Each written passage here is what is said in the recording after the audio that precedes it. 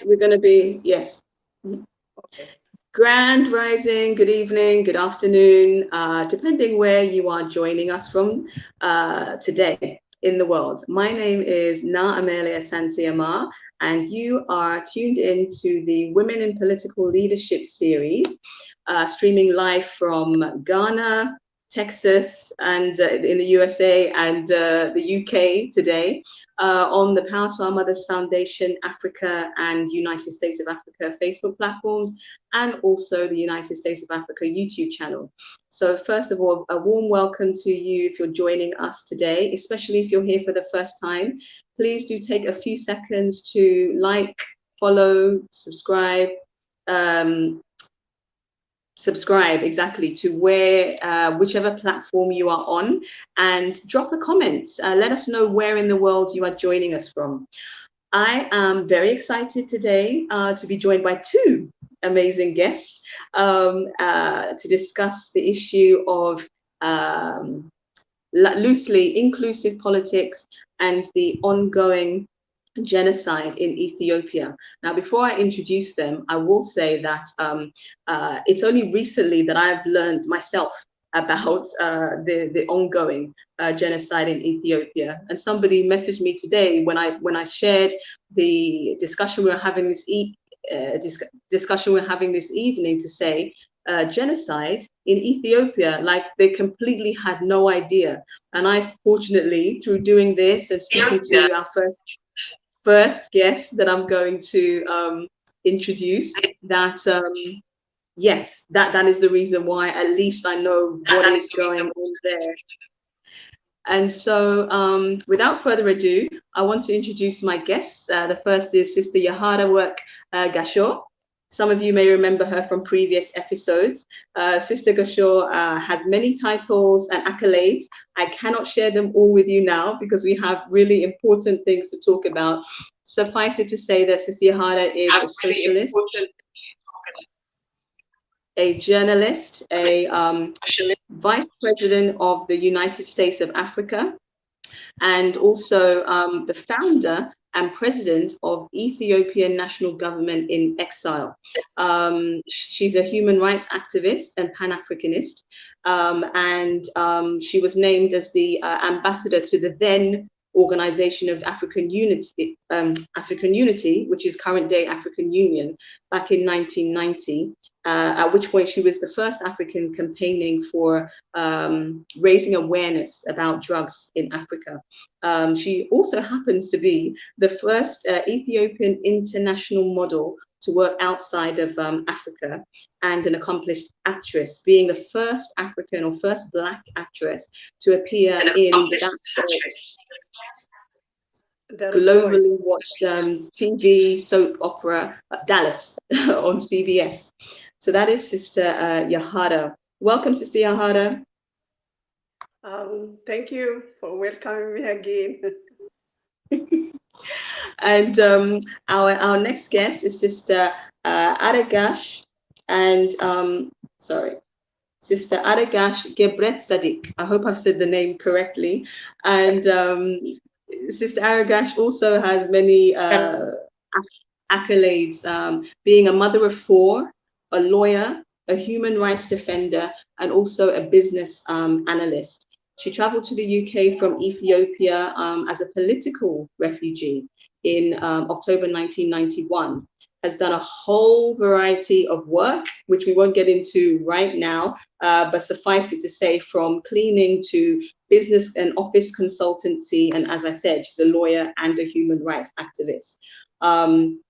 She uses her voice for the voiceless, and standing for justice and equality for her fellow country people of Ethiopia, but beyond, everywhere in the world. So it's an honor for me to welcome Sister Aregash to the platform. Welcome, my dear. Thank you very much to have me, my sister. Thank you for the platform. I'm very delighted. Wonderful. So, ladies, what I would like to, and thank you, welcome to everyone that's joining on the platform. Lovely to see you. If you have any comments and questions for Sister Yehara and Aregash, please put them in the comments and we will try and deal with them as we go through this. Sister Yahara, so a personal thank you because from me, because it is through you that I have got to learn about what has been happening in Ethiopia, the genocide that perhaps not many people, I know definitely some people have no idea what is going on from there. Back to when you launched, I would say, the discussion around August last year about the region of Oromo. Can you enlighten us as to what exactly is happening now in terms of the genocide in Ethiopia?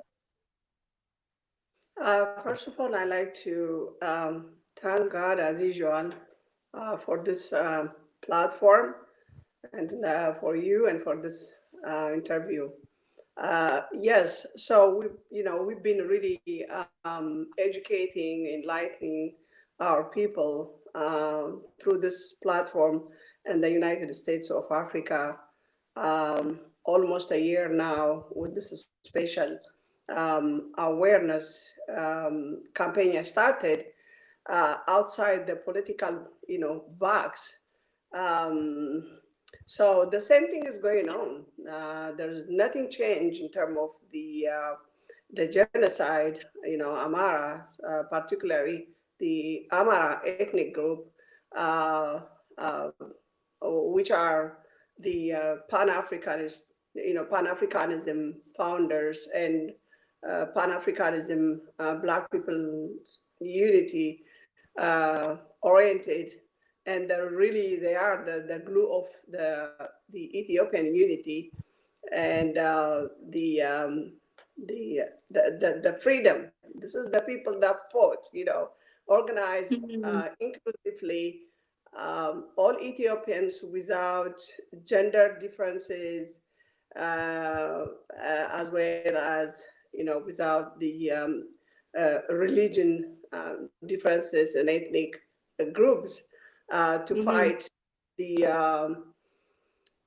Berlin Conference that took 2 years to organize to fight Ethiopians to take over our country and to make us, slave or colonized. I mean, it's the same thing, really. Colonization is slavery to me. Anyway, so the Amara people are targeted by those who signed, and agree and create the Berlin Conference, the divide and rule Africa and the rest of the world, because the Amaras are seen as enemy to their plan and strategy, as the bar teacher, teaching the people, from Ethiopia to the rest of Africa, to stand up for our rights and resist the Europeans. So therefore, the King Menelik and his brave, intelligent, smart, genius wife as well fought side by side against Italian in 1896, and so the 2 years preparation to fight Ethiopia, to open war in Ethiopia by Italy took only one afternoon to win, against Italian. So Italians, this war is Italian war that Ethiopians, are fighting each other now. I mean, the government and the former governments between the Amaras, are genocide more than ever. This has been going on for 30 years, as I said before, in the past. But still it's going on because the foreigners, those colonizers are using this to decrease the majority of Ethiopia, the Amaras population. So in short, the Amaras are paying the price because they organized, the war inclusively against Italians at Berlin Conference. We won within one afternoon, within 7 hours. due to the strong leader, the King Menelik II, and his wife, Queen Taitu. And so, I mean, people have to know. So I have to go in detail. So our people, those who have never heard of, the situation, will understand and learn, And so still the genocide is going on. The government is not doing anything. So people like me and Sister Aregash, have been trying to, bring change in Ethiopia. So this is the story. Fantastic. Yeah. Thank you. Thank you so much. So, and thank you for that tie in terms of tying it to the fact that, yes, Monday, we're aware, or in case we are not aware, that Monday, the 1st of March, will mark the 125 years since the victory in the Battle of Adwa, and how you're tying that to this genocide that's still going on in Ethiopia. So perhaps, please let us know what yourself, Sister Yahada, and you, Sister Aregash, what has been your involvement in trying to manage this, manage the genocide from behind the scenes? Yeah. Well, we've been as usual. That for me, it's a 100% full-time job. I really don't have normal life. I don't know what normal life is anyway, especially for the last 31 years, So we've been through the Ethiopian national government in exile and Pan-Africanism movement. We've been addressing on every week basis. We've been addressing, to United Nations, to United States, and EU, to the African leaders, to friends of, governments, to what we call the friends of Ethiopia and Ethiopian people.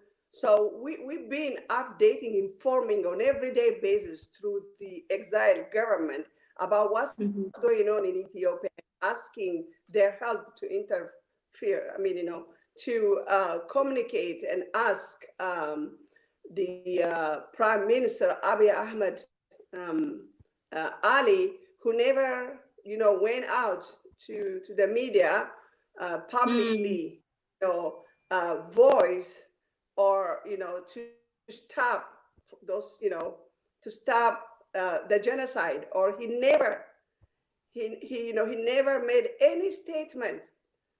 At least, genocide is the wrong things to do. I mean, simply speaking, stop the genocide. Don't kill our people. Yes. Amaras, they're your brothers and sisters. And these people, I'm not here to advocate just, for Amara, ethnic people, because, it just because they're Amara, that's not the case. I do the same thing for Afar, the Gurage, the Walaita, for Tigray in the past. I mean, before 1991, I have done, the same thing for the rest of Africa, and wherever is genocide, okay. But the point is the Amaras, as I said, targeted,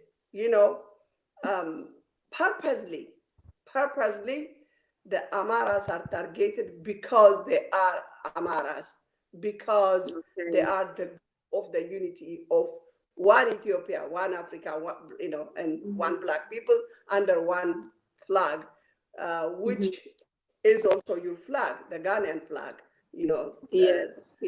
green, yellow, red. Yeah. With the addition of the black for us, but yes, I understand. I'm doing the same thing here on this platform. You give us the opportunity. I'm doing the same thing, asking for our people to help, Yes, Yeah. we have a comment from an Amankwa Albert saying that he wants to be part. He has a song for this.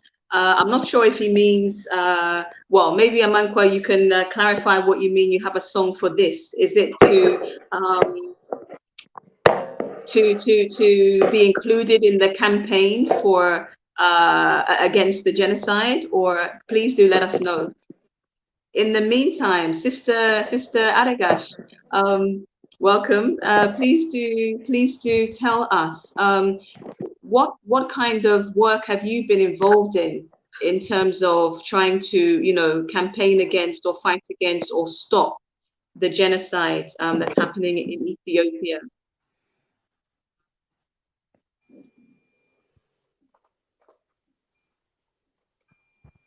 Can you hear me, Sister Aregash?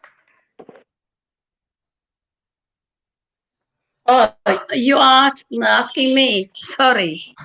That's okay. Yes, I didn't know my you sister. are asking me or the other brother when you mention him. Sorry. No, that's okay. Thank you. First of all,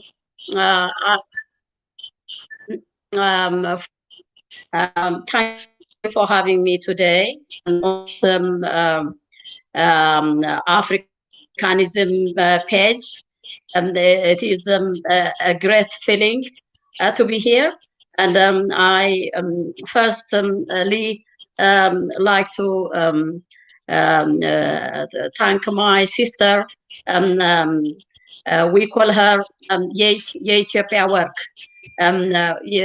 Also, the real name is Yeharerwerk. We call her with a nickname or a darling name, make her close to us, and we call her Yeharerwerk at large, not only one province work.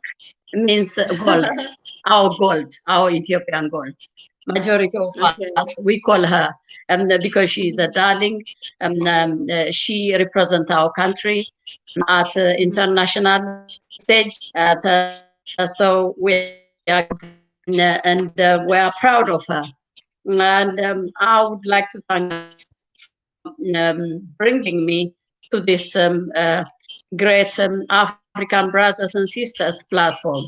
And thank you for your time preparing this interview today, sister from Ghana. Am I pronouncing your name? Asante-Armar? Yes, that's my last name. You can call me Sister Naa or Amerley. That's fine. Okay, Sister Naa. The Golden Gun. I have a colleague, a lawyer, who practice together. Her name is Gloria, but I call her the Golden Ghana because I have studied a bit of history and African history, world history, also legal history of this country. Let me go directly to your question, sister. Thank you. You asked me about my involvement. What I have been doing Yes. towards this Ethiopian genocide. Correct. Yes. I am one of the victims of this genocide.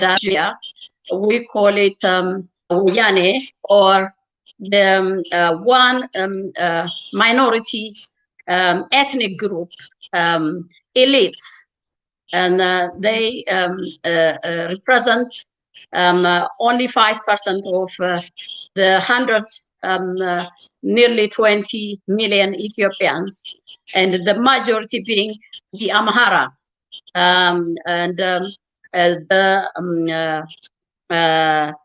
indigenous, one of the main people. This Amhara ethnic groups in Ethiopia are very inclusive. They are very embracing, and they want to continue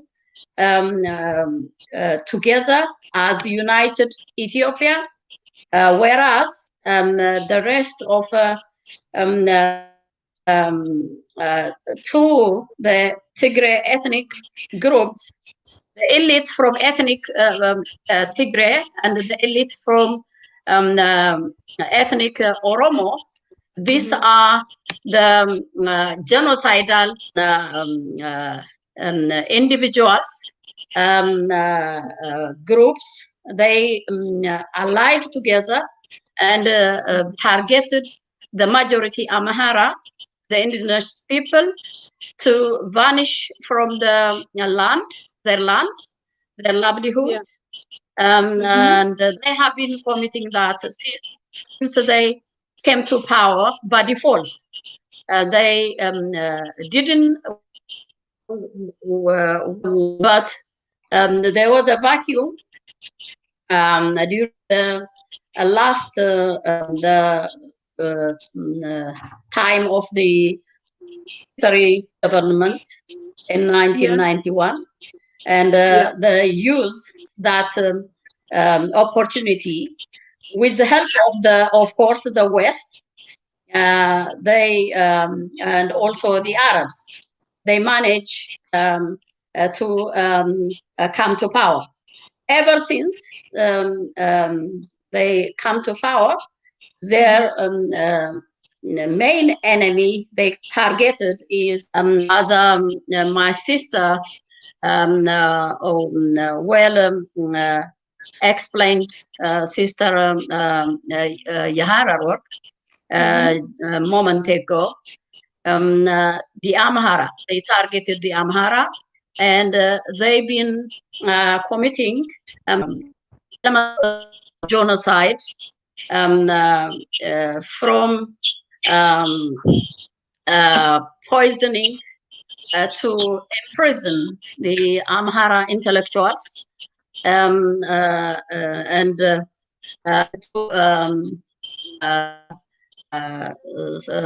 make them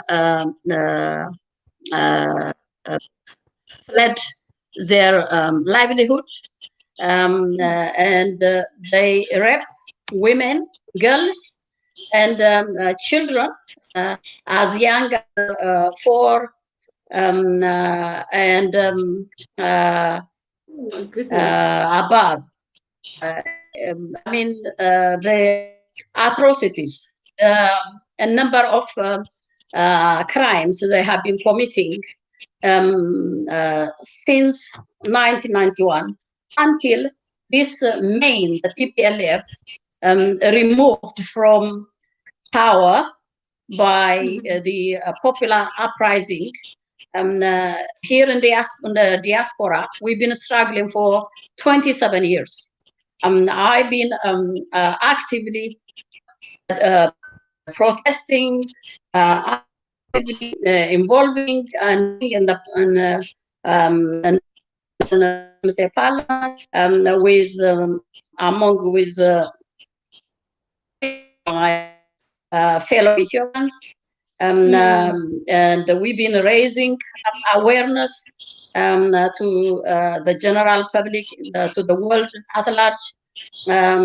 Yes, but this genocide has never been stopped. Still, since 2018, Abiy Ahmed, the present government head, prime minister, came to power by reform, not by election. There was no election held, and he promised. He is from Oromo tribe, which is the second largest to the Amhara tribe, and already the country is divided along ethnic lines, land has been distributed in a very illegal, illegitimate way, unfair way. They give land to a small tribe, the largest portion, and so on. The reason is that these two rebel groups, this secessionist group, they have the plan to secede from Ethiopia by accumulating land and after they vanish Amhara from the land, then they annex and they make agreements together, the Oromo Liberation Front and the Tigray Liberation Front, the two ethnic elites, these terrorists, they terrorize women and children, and they cut babies, pregnant women, by machete, the knives, sharp objects. They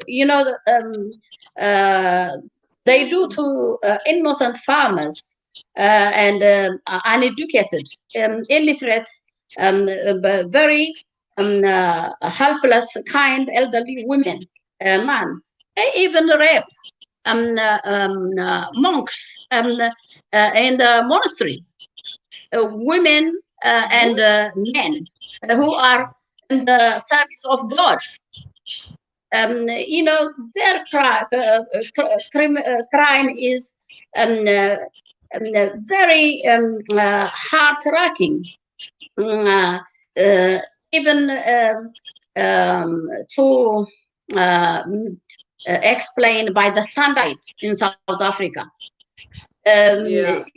You feel that is much better. Can you imagine this atrocity, this kind of cruelty happen to you by your fellow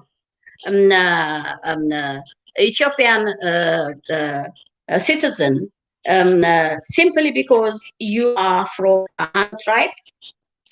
21st, can you believe this? And the other irony is the two contrasts. Ethiopia is a beacon of freedom. Ethiopia helped Mandela to during his struggle for his people freedom, to rid of apartheid racist system,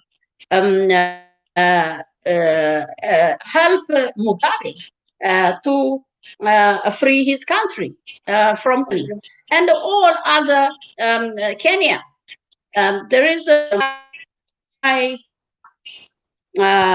times I have seen in the center of Kenya, downtown Nairobi, Haile Selassie Avenue, and they have a big, like a palace mansion in their name, Emperor Haile Selassie's family name, still there. We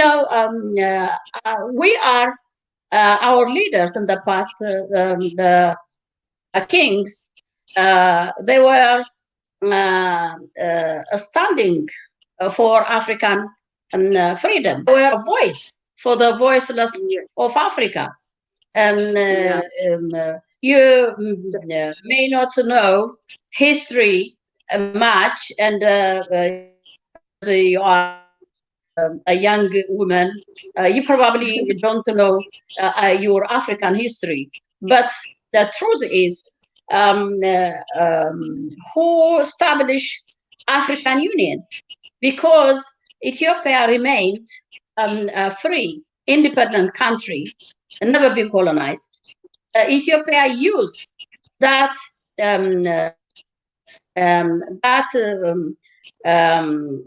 bravery to help other Africans to free themselves from slavery. Now, when we have such in such a country, an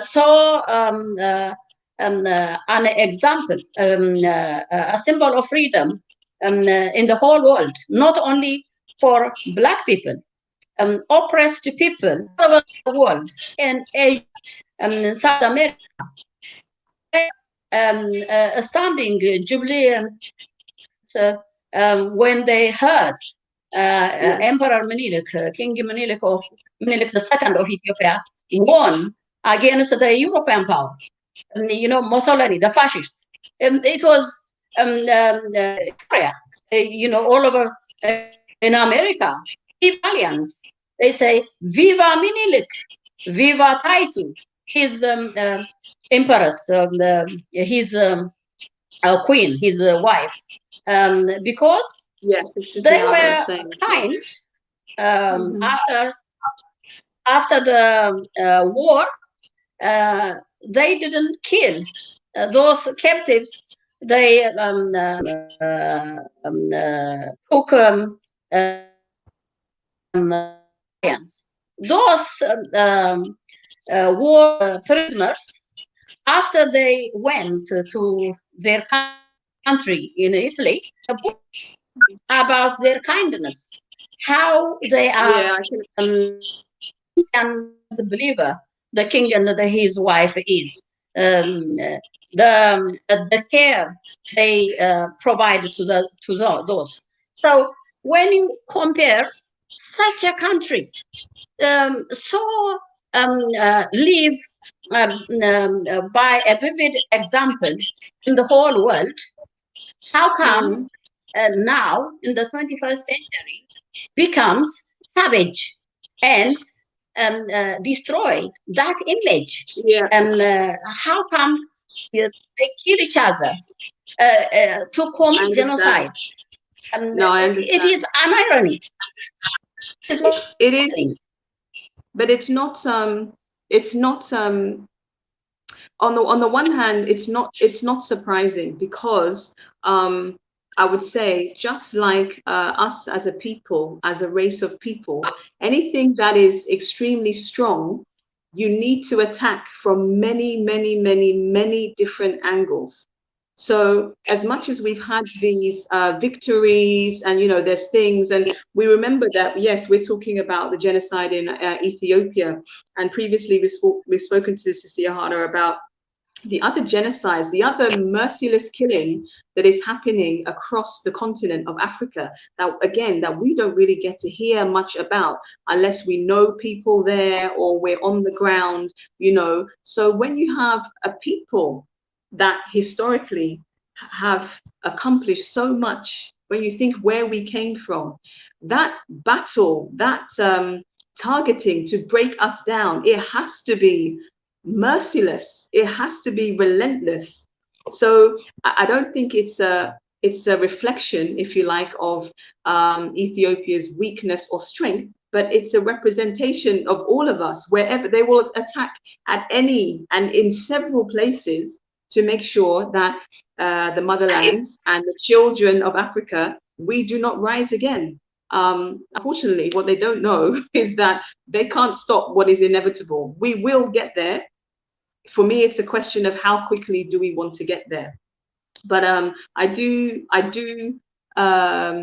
overstand what you're saying about, it seems almost unbelievable that in this day and age, in this day and age, such a thing is happening to a place that was at once, like a symbol of a hope that all of Africa, could celebrate.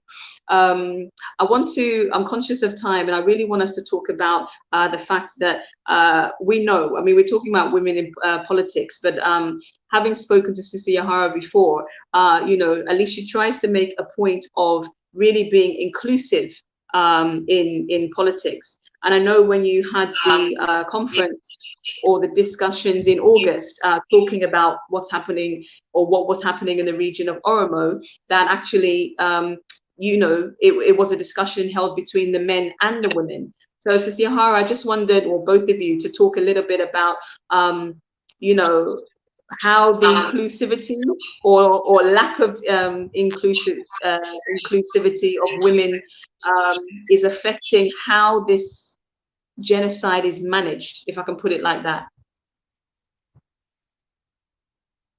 Sister Yahara, you're on mute. You ask me, shall I first or my sister? I'll ask Sister Yahara to go first, and then Sister Aregash, I'll come back to you. Yeah, it's okay. Let's give to Sister Aregash, since this is Sister Aregash. Okay, Sister. Okay, yes. Really Sister Aregash. This is really introducing her also to the platform and to the panel. Okay, thank you very much. Thank you. It is important question.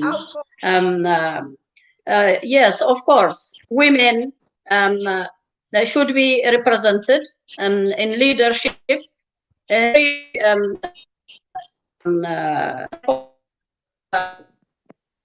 Ladder in government and everywhere they should be equally represented. As a human rights lawyer, studied deeply. I also studied apart from general human rights for all human beings, specific rights like women's rights.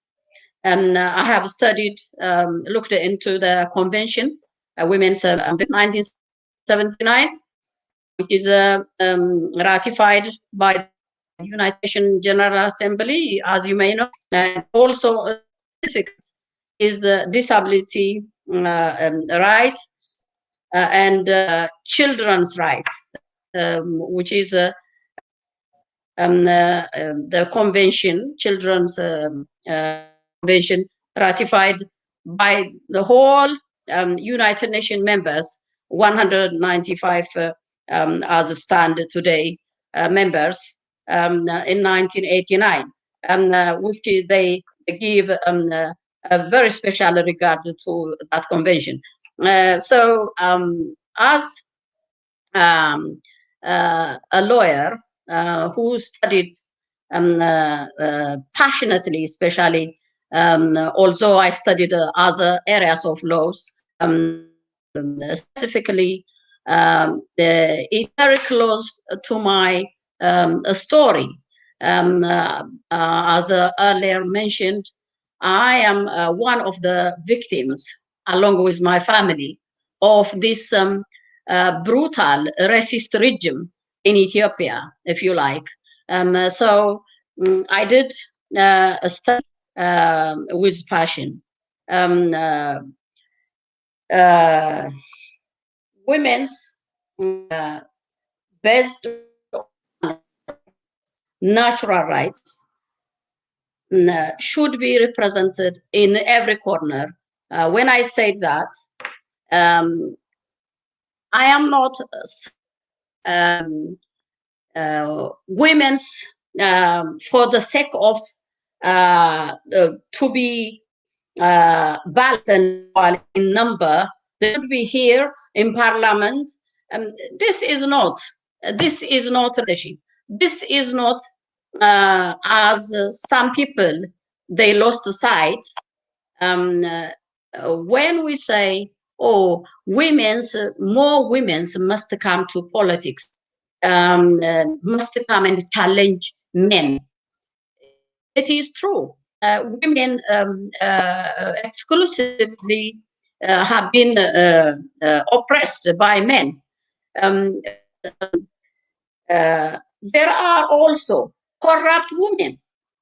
There are also qualified idiots like men who are selfish, who don't want more women their similar women who are suffering, they are in a similar situation to them. They don't want to the like them. So the problem is towards women's underrepresentation, and there has been infringed, breached, is not a straightforward one. Not only by men, by women who manage to step to the highest position in a government, do not want as a to liberate. So we have to fight, if you like, from two classes of dictators or corrupt individuals. So having said that, women, it is not good enough women to come to the highest position. Women ministers, half of the parliament, women are equal or 50-50 to men. If these women are not credible, if these women are not leading by example, what's the point of having their numbers? They only become numbers. We have to look into that as well. Although I agree generally with you and with other many women have been advocating for years, for centuries, if you like. Oh, women's rights. And sometimes women's right doesn't mean equal number representation in it's not. It is all about men as well, oppressed men, and oppressed children, oppressed disabled people. So it is all about fairness and equitable distribution of wealth. When we talk about women's rights, that should be balanced rather than numbers. So many people, they think of women's rights to be their number is balanced or they sit there. That is not correct to address the issue. Yes. Thank you, Sister Aregash. Sorry, I really want to hear more of what you say, but I'm conscious of time. But thank you very much for that. Yeah, it's such important, this how we look at balance, and we don't need 50-50. So thank you so much for that. We're going to wrap up the show now, but Sister Yahara, would you like to just leave a brief closing message to the viewers, please? Yes. Thank you very much for giving me this opportunity. Okay, you see me now. Okay. Yes, as a sociologist, Pan-Africanist, civil rights activist, and global personality, I have seen for years, I visit many places, and many leaders, including our own on African continent. So I saw the exclusively male leadership only system and culture for many years. And this is one of the reasons, I really have been, I started advocating for inclusiveness because women are not part of really any African government in terms of authority, in terms of decision. So now the best thing is now we're in 2021, okay? And so still African women have no place, despite in Ethiopia and in Cameroon, the majority of the people, for most part, are female. We don't see really decision makers anyway. So the solution is now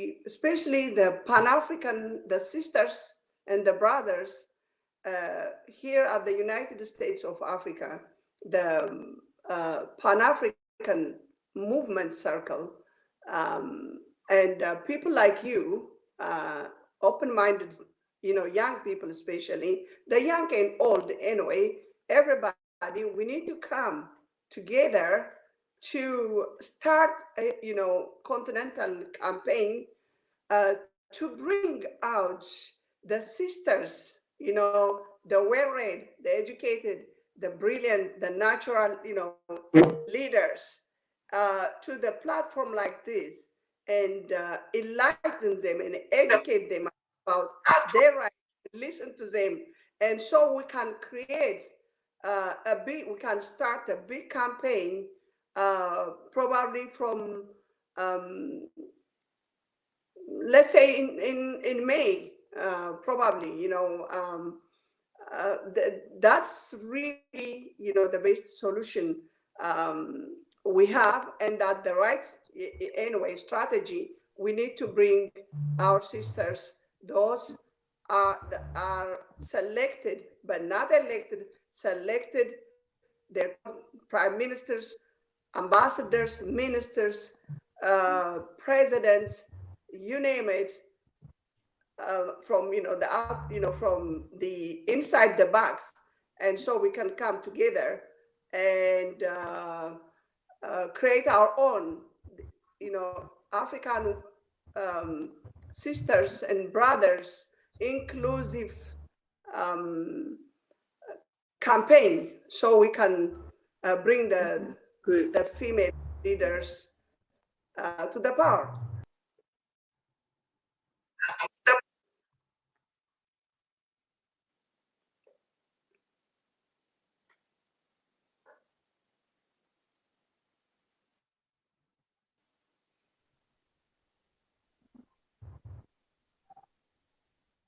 Thank you, Sister Yahada. Sorry, I think there was slight interruption. Can you hear me? Yes. Okay. No, thank you very much, both of you, Sister Yahada, Sister Aregash, for being here and enlightening us a bit more about what's going on in Ethiopia. Like I said, unfortunately, we have such issues going across, different countries in Africa. But wherever they're happening, we all need to come together and pay attention, do what we can to support one another, and definitely, yes, to bring together the sisters wherever they are, so that we have this powerful network of the voice. And the point is so that decisions that are made, they are inclusive. They have every citizen in mind, and not just the men, if I can put it like that. So Sister Yahada, Sister Aregash, thank you again for joining me today. Thank you to all the viewers watching live or on replay. Please do spend a second and share the broadcast. You never know how you could be helping somebody else by sharing this information. And I will see you again same time next week. Have a good evening or a good rest of the day all. Bye-bye. Thank you. And happy 125th. Thank you very much for the lovely time. Yeah.